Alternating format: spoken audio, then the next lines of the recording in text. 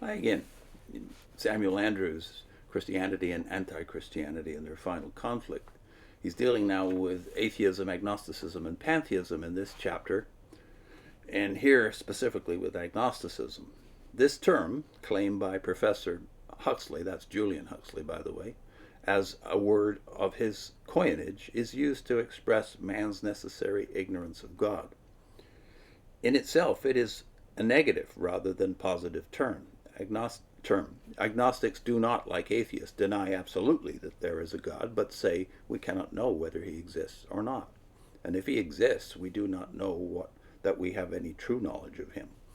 The central principle of agnosticism is thus the unknowability of God, arising from the limitations of our minds. As this is a mode of thought already quite general and bears directly upon the main point of our enquiry, we must briefly consider it. First, in its philosophical principle, secondly, in its religious applications.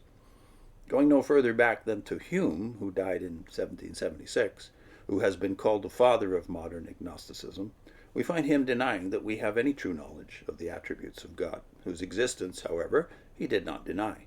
But all our ideas of him are, and must be, anthropomorphic. That is, the whole is a riddle, an enigma, an inexplicable mystery. This agnosticism was the logical result of the philosophical principle, then generally accepted, that all knowledge is based upon experience. It was reserved to Kant, Immanuel Kant, who died in 1804, to make agnosticism an integral part of his philosophy. He affirmed that all we can know of things external to us is their phenomena. Of what is back of these phenomena and underlying them we are, and must be, ignorant. Of the three great objects of knowledge, God, nature, and man, we can affirm nothing certain. Kant gives three antinomies, contradictory propositions, which he affirms can neither be proved nor disproved. First, there exists, either as a part of the world or as a cause of it, or the cause of it, an absolutely necessary being. Contra, an absolutely necessary being does not exist.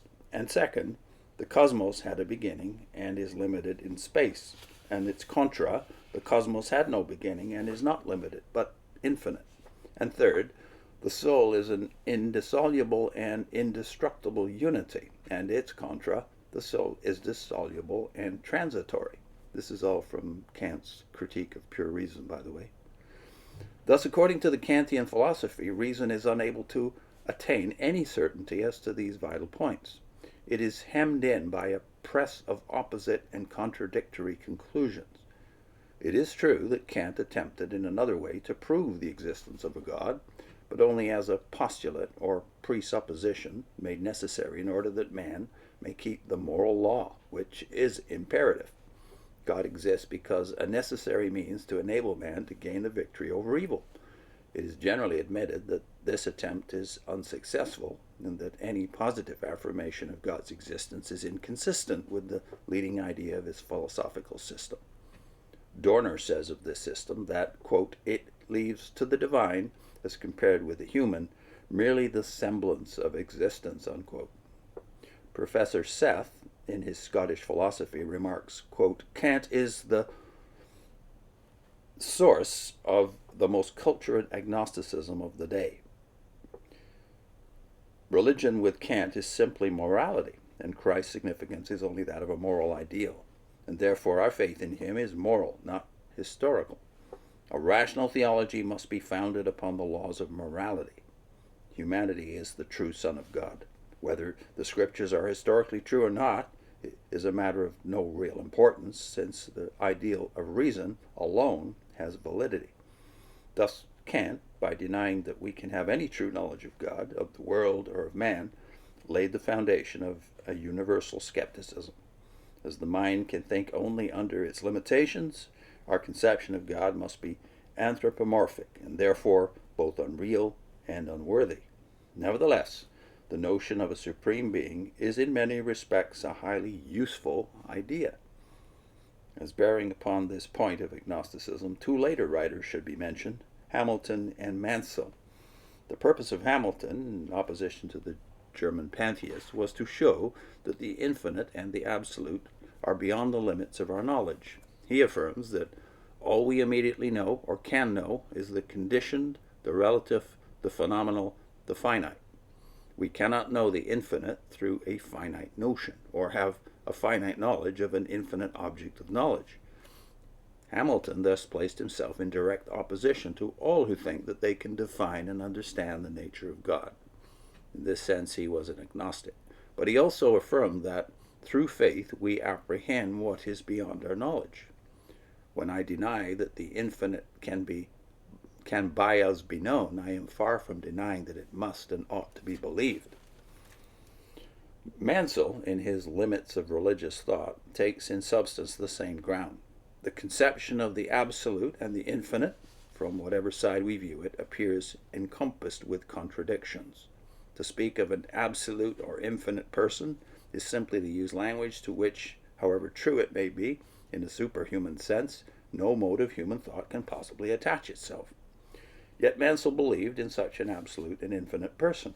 We are compelled, he said, by the constitution of our minds to believe in the existence of an absolute and infinite being. And this being is personal. The highest existence is still the highest personality, and the source of all being reveals himself by his name, I am. Thus Mansel agrees with Hamilton that belief cannot be solely determined by reason. The seeming contradictions between reason and belief may exist only in our minds and prove simply the limitations of thought. But however good in themselves the motives of these philosophers, it cannot be denied that their affirmations of the necessary ignorance of men in regard to God have given a strong impulse to agnosticism. The inference is that as we can know so little of him because of our mental limitations, it is useless to carry on the search. And it is also objected that to affirm faith without knowledge is credulity. Let us then, they say, resign ourselves to ignorance.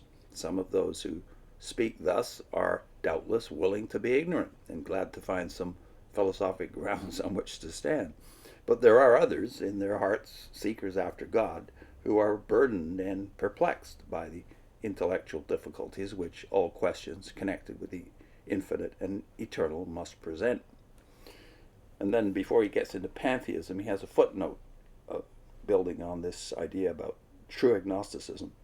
He says it should be observed that many who call themselves agnostics are not really such. The real agnostic simply affirms that he does not know about God. He's in doubt. This is a purely negative position. But to affirm or to deny a God is a positive act.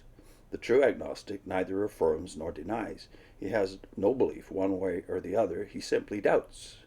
How far this is from his position, let me read that again. How far from this position, for example, is Mr. Leslie Stephen in his recent book, An Agnostic's Apology. He affirms that the limits of human intelligence exclude all knowledge that transcends the narrow limits of experience. Theology is thus excluded. God is unknowable. The universe is a dark riddle. There is no revelation, no miracle, nothing supernatural, no future life. These are not negative, but positive affirmations, not those of an agnostic, but of a Gnostic, of one who knows. The old creeds, all statements in the church symbols as to the nature of God, the Trinity, the Incarnation, he affirms can now produce nothing but the laughter of skeptics and the contempt of the healthy human intellect. And he affirms that agnosticism is the frame of mind which summarily rejects these imbecilities. Mr. Matthew Arnold is equally positive. He affirms that we cannot believe in God or angels because we absolutely have no experience of one or the other. He knows that God is not a person, but merely a force or power. And in general, it may be said that no men are more dogmatic in their utterances than most of the professed agnostics. I'll put in a link to a series of 4 videos we did some years back called Why Jesus? The confessions of a lot of people who would fall into these general categories of philosophical agnostics or doubters. But why Jesus? Even Bertrand Russell had something to say about that. Why we should adopt Christianity, if not the historical information that Christianity derives from. And I'll also put in a link to our doubt playlist. See you soon.